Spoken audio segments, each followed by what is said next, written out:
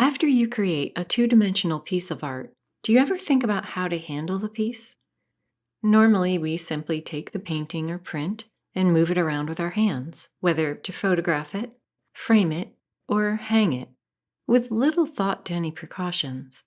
But artwork, and paintings and prints in particular, are vulnerable to the environment around it, including dirt, physical damage, and even the oils from your skin.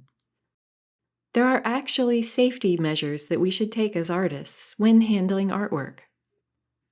Now, we all instinctively know how to handle a wet painting. We hold it by the sides, typically, so we don't mess up the wet surface. Well, that precaution should also be applied broadly to finished art. Let me explain why. If you touch a piece of glass or a mirror with bare hands, your hands often leave a smear or a fingerprint on the surface. Human skin has natural oils meant to keep the skin flexible and soft. But these oils can also be left behind on the surface of a painting and over time can damage the surface. For this reason, it's usually advised to handle artwork from the edges of the painting or with clean cotton, latex, or nitrile gloves. This is especially important for works on paper, as a paper surface is more absorbent, readily soaking up the oils from your skin. The oils in our skin contain a small amount of acid, so it can, over time, slowly deteriorate that spot.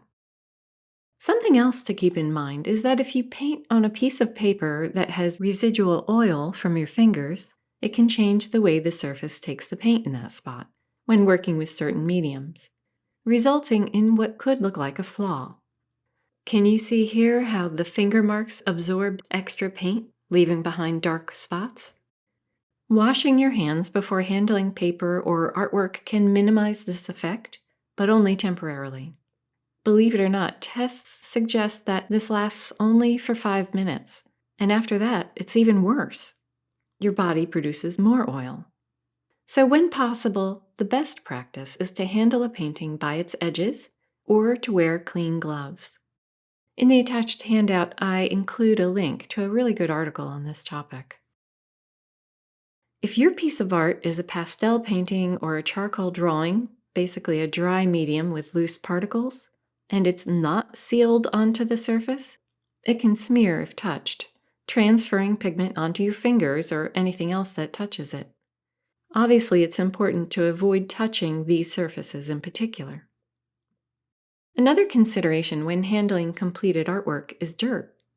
Sometimes we can get distracted and may not think about checking the table or another surface before placing our painting on it. Try to remember to check the surface for dirt, paint, or liquid prior to placing a painting anywhere.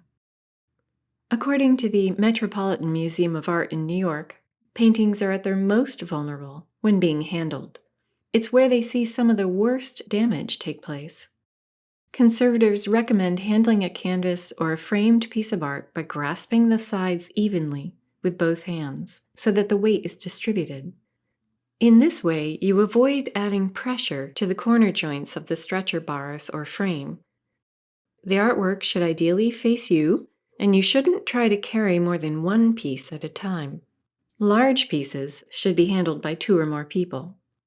Remember, this is considered best practice. You don't have to adhere to these guidelines as an ironclad rule. It's just knowledge to be aware of and to observe when possible. So let's move on to discussing the various storage options when it comes to original art. What are the best practices for storing art?